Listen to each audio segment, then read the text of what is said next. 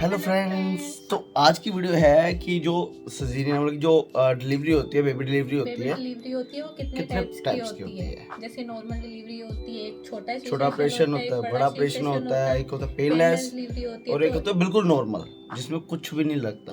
ठीक है, और ये सारी डॉक्टर रुचि जैन बताएंगे कि इसमें क्या क्या डिफरेंस है। तो चलो डॉक्टर रुचि जैन से मैम से जाके पूछते हैं और मिलते हैं।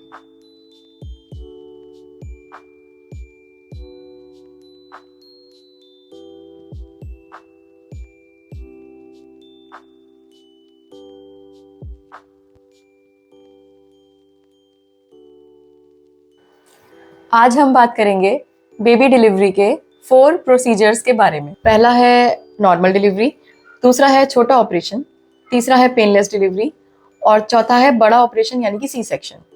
तो सबसे पहले मैं आपको नॉर्मल डिलीवरी के बारे में बताती हूँ। नॉर्मल डिलीवरी वो होती है जिसमें कि पेशेंट को, प्रेग्नेंट लेडी को 9 महीना पूरा होने के बाद स्वाभाविक दर्द आते हैं, नेचुरल लेबर पेन्स आते हैं।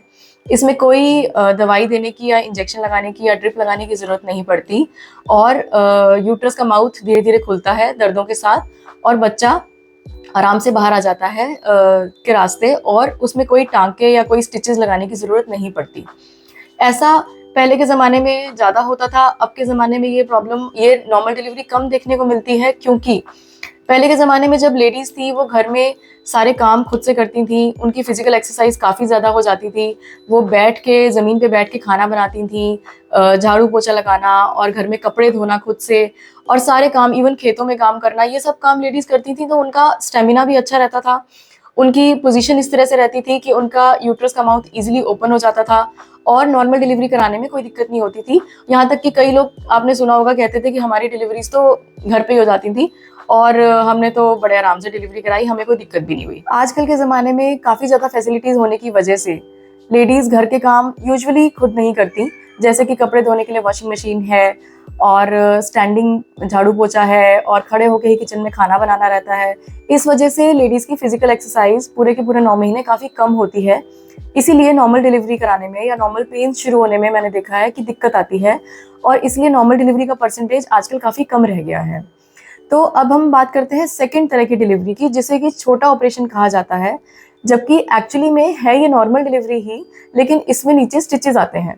यानी कि नीचे जो वजाइना है उसका रास्ता टाइट होने की वजह से या बच्चे का सिर आसानी से जब नहीं निकल पाता है तो हमें एक डॉक्टर को डिलीवरी कराते वक्त एक छोटा सा कट लगाना पड़ता है, जिसको कि बाद में स्टिच करना पड़ता है, जिसको कि पेशेंट्स छोटा ऑपरेशन समझते हैं। तो हम इसके बारे में बताते हैं। तो जैसे अब लेडी के 9 महीने पूरे हो गए, लेकिन उन्होंने क्योंकि बहुत अच्छे से एक्सरसाइज नहीं करी, पूरे 9 मंथ्स में उनकी एक्टिविटी इतनी ज़्यादा नहीं रही, तो उनको कभी कभी लेबर पेन स्टार्ट ही नहीं होते हैं। ऐसा आजकल बहुत कॉमनली देखने को मिलता है, जबकि पहले ज़माने में ऐसा नहीं होता था। यूजुअली लेबर पेन शुरू हो जाते थे। अब अगर लेबर पेन्स नहीं शुरू हो रहे हैं और बच्चे का आकार भी पूरा हो चुका है, बच्चे की पोजीशन भी सही हो चुकी है, तो पेशेंट्स को आगे मुझसे कहते हैं कि हमें दर्द नहीं शुरू हुए। जब एक पेशेंट के 9 मंथ्स पूरे हो जाते हैं और उसने क्योंकि 9 मंथ्स तक बहुत ज़्यादा फिजिकल एक्टिविटी नहीं करी है और उसको नेचुरल लेबर पेन्स नहीं स्टार्ट हुए हैं, तो अब हमें पेशेंट को एडमिट करना पड़ता है। मैं ये सलाह देती हूँ कि आप नॉर्मल डिलीवरी के लिए कोशिश करिए, पर हमें उसको एडमिट करके लेबर पेन्स स्टार्ट करने पड़ते हैं।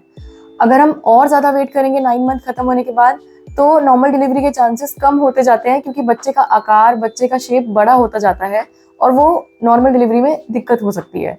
तो इसीलिए अब हम पेशेंट को एडमिट करते हैं। एडमिट करने के बाद लेबर पेन्स स्टार्ट करने के लिए दवाई दी जाती है, मेडिसिन दी जाती है। जब लेबर पेन्स स्टार्ट हो जाते हैं तो वो स्वाभाविक लेबर पेन्स की तरह ही होते हैं।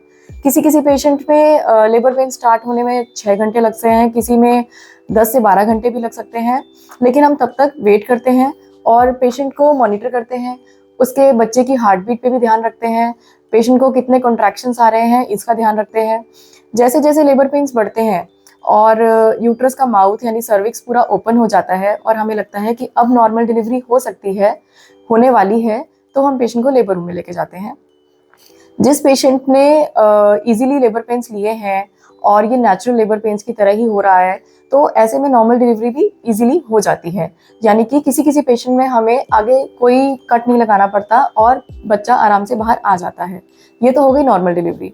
लेकिन यदि किसी पेशेंट में नीचे का रास्ता टाइट है, वजाइना थोड़ी टाइट है और हमें लगता है कि बच्चे का सिर आने में दिक्कत कर सकता है, तो उसमें हमें वजाइना को थोड़ा सा सुन्न करके एक इंजेक्शन के द्वारा एक छोटा सा कट लगाना पड़ता है, जिसे कि हम मेडिकल टर्म्स में एपिजियोटमी कहते हैं। डिलीवरी होने के बाद इस कट को स्टिच कर दिया जाता है। कितने स्टिच आ रहे हैं पेशेंट को, ये डिपेंड करता है कि हमने कितना लंबा कट लगाया है। वो बच्चे के सिर के आकार पे डिपेंड करता है। बच्चे का सिर का साइज ज़्यादा बड़ा है तो हमें कट थोड़ा लंबा लगाना पड़ता है। यदि सिर का आकार थोड़ा छोटा है तो हम आराम से 1-2 स्टिचेस में भी नॉर्मल डिलीवरी करा देते हैं। इसमें पेशेंट को ज़्यादा पेन नहीं होता, पेशेंट आराम से ये स्टिचेस लगवा लेते हैं, क्योंकि हमने उसी पार्ट को एनेस्थीसिया देके थोड़ा सुन कर रखा होता है। इस तरह की डिलीवरी का बच्चे के ऊपर कोई साइड इफेक्ट नहीं होता, ये बच्चे के लिए बिल्कुल सेफ है। पेशेंट भी बिल्कुल डिलीवरी के बाद एकदम पेन फ्री हो जाता है और उसे कोई दिक्कत नहीं होती। अब हम बात करेंगे तीसरे टाइप की डिलीवरी के बारे में, जो कि एक मॉडर्न टेक्निक है और इसको कहते हैं पेनलेस डिलीवरी। तो जो पेशेंट आके कहते हैं कि मुझे मेरे दर्द सहने की कैपेसिटी बहुत कम है, मैं अपने बच्चे की नॉर्मल डिलीवरी कराना चाहती हूँ, लेकिन मुझे दर्द नहीं झेलने और मैं पेन सहन नहीं कर सकती, तो उनको मैं ऑप्शन देती हूँ पेनलेस डिलीवरी का। पेनलेस डिलीवरी भी एक प्रकार की नॉर्मल डिलीवरी है। इसमें बच्चा नॉर्मल तरीके से ही बाहर आता है। लेबर पेन्स लगाते हैं या लेबर पेन्स खुद से शुरू हो जाते हैं, लेकिन पेशेंट को एक एक्स्ट्रा एनेस्थीसिया दिया जाता है जिसका नाम है एपिड्यूरल एनाल्जेसिया। ये पेशेंट की रीढ़ की हड्डी में उसके बाहर एक स्पेस होता है एपिड्यूरल, वहां पे एक छोटी सी सुई के द्वारा, पतली सी सुई के द्वारा इंजेक्शन लगाया जाता है। पेशेंट को सिर्फ एक पिन प्रिक का पेन महसूस होता है, उसके बाद कोई दिक्कत नहीं होती। ये एक स्पेशल दवाई होती है। इस दवाई का काम क्या है, जब यूट्रस में कॉन्ट्रैक्शंस हो रहे हैं, लेबर पेन्स क्या होता है, यूट्रस के कॉन्ट्रैक्शंस होते हैं। जब यूट्रस सिकुड़ता है तो पेन का एहसास होता है। ये पेन का एहसास एक स्पेशल नर्व्स होती हैं, सेंसरी नर्व्स, उनके द्वारा फील होता है। तो एपिड्यूरल एनाल्जेसिया में ये पेन का एहसास कम करा दिया जाता है, तो पेशेंट लेबर पेन्स आराम से बियर कर लेती है, आराम से सहन कर लेती है। अब अगर मान लीजिए कि नो पेन यानी कि 0 नंबर और मैक्सिमम पेन यानी कि 100 नंबर।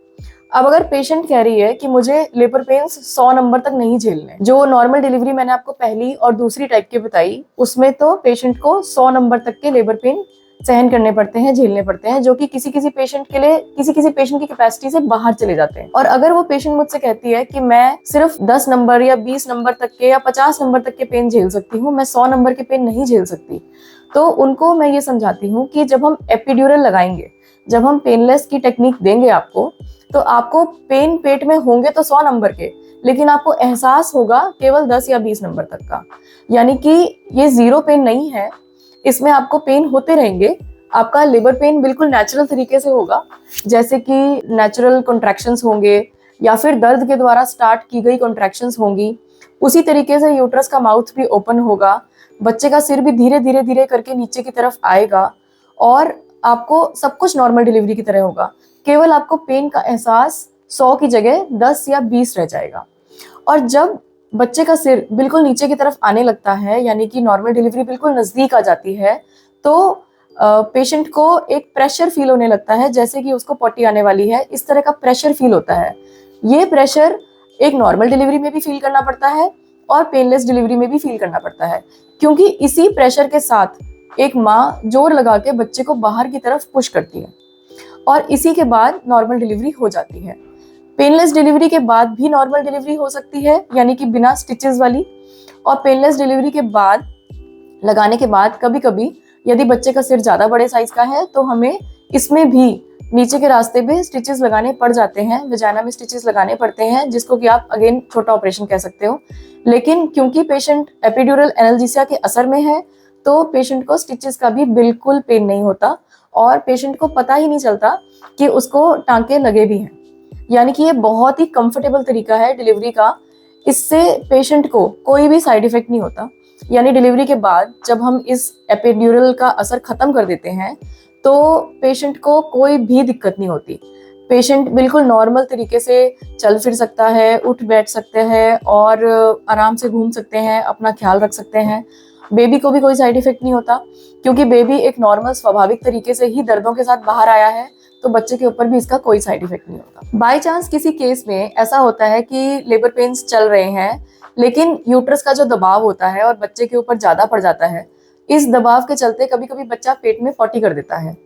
तो ये एक इमरजेंसी कंडीशन हो जाती है क्योंकि ये जो पॉटी वाला पानी है ये अगर बच्चे ने गलती से इनहेल कर लिया, उसकी सांस में चला गया, तो बच्चे को सांस में रुकावट या इन्फेक्शन हो सकती है। तो हम ऐसे में पेशेंट का हमें सी सेक्शन करना पड़ जाता है। ये एक इमरजेंसी सिचुएशन है।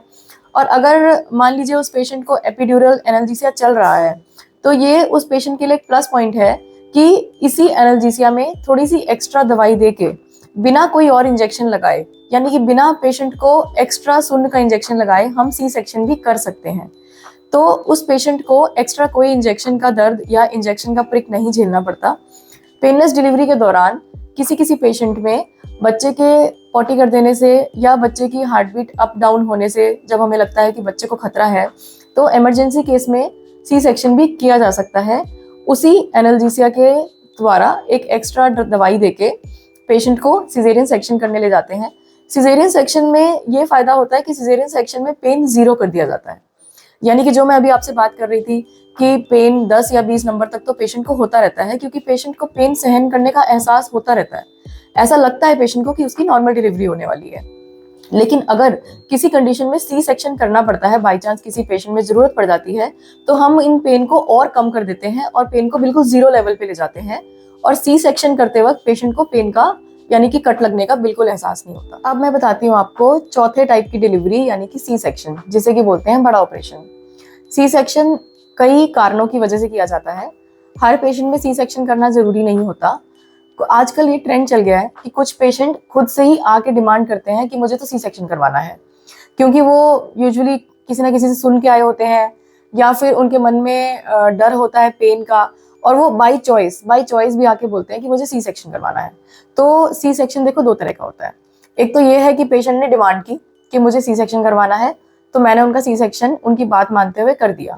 साथ के साथ मैंने उनको समझा दिया कि सी सेक्शन के देखो ये फायदे होते हैं, ये नुकसान होते हैं, आप अपना डिसीजन ले लीजिए। और दूसरा होता है सी सेक्शन वो जो इमरजेंसी में मुझे करना पड़ता है कि वो पेशेंट मेरे पास आया है, वो चाहता है नॉर्मल डिलीवरी कराना, मैं भी चाहती हूँ कि उसकी नॉर्मल डिलीवरी हो जाए, हम नॉर्मल डिलीवरी की ही कोशिश कर रहे हैं। नॉर्मल डिलीवरी के प्रोसेस के दौरान कभी कभी ऐसी इमरजेंसी कंडीशन अराइज हो जाती है जिसमें कि नॉर्मल डिलीवरी के लिए आगे वेट करना सेफ नहीं होता, ना माँ के लिए ना बच्चे के लिए।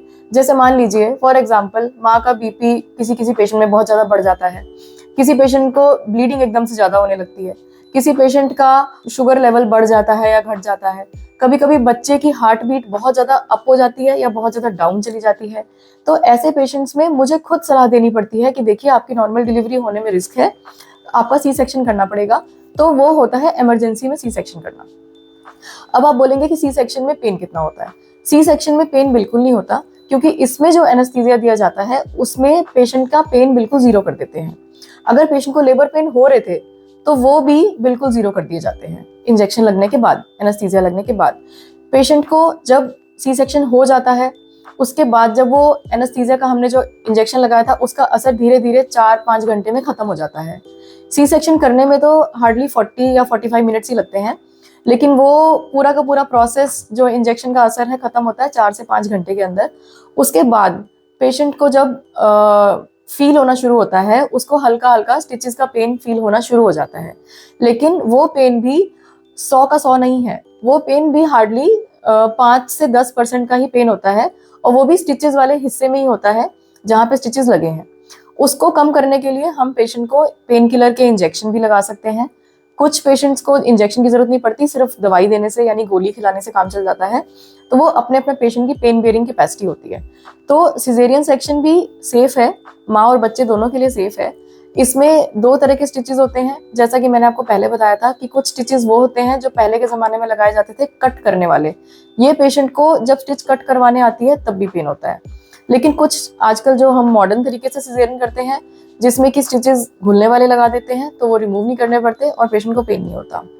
एक और फ़र्क जो आ गया है पुराने के ज़माने के सिजेरियन और अभी के सिजेरियन में ये है कि जो एनेस्थीसिया का इंजेक्शन लगाया जाता है, पहले थोड़ी मोटी नीडल से लगाया जाता था जिसकी वजह से साइड इफ़ेक्ट ज़्यादा होते थे। पेशेंट कहते थे हमारी कमर में दर्द रह गया। लेकिन अब बहुत ही पतली और बारीक नीडल से लगाया जाता है जिसके बाद कोई साइड इफ़ेक्ट नहीं होता और पेशेंट को कोई बैक किक की शिकायत भी नहीं होती। तो ये तो था सिजेरियन सेक्शन के बारे में। अब आपको मैंने 4 तरह की डिलीवरीज बता दी। सबसे पहला था नॉर्मल डिलीवरी, जो बिल्कुल नेचुरल स्वाभाविक पेन के साथ हुई, जिसमें कोई स्टिचेस नहीं लगे। सेकंड था छोटा ऑपरेशन, जिसमें कि मरीज को डिलीवरी नॉर्मल तरीके से हुई लेकिन कुछ टांके आते हैं।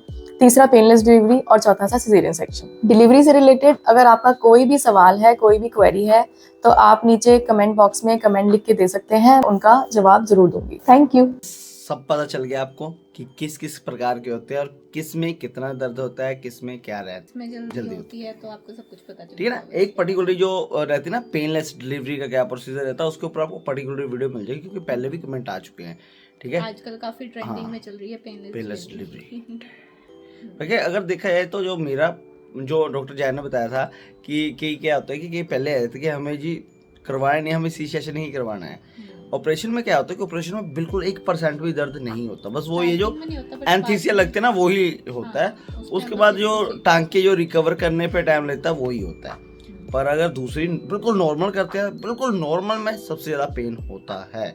बल्कि पेन ओवरऑल देखा जाए तो सभी में होता ही होता है। ये है कि जो सी सेशन रहता है उसके बाद में होता है और जो सी सेशन से नॉर्मल पहले होता है।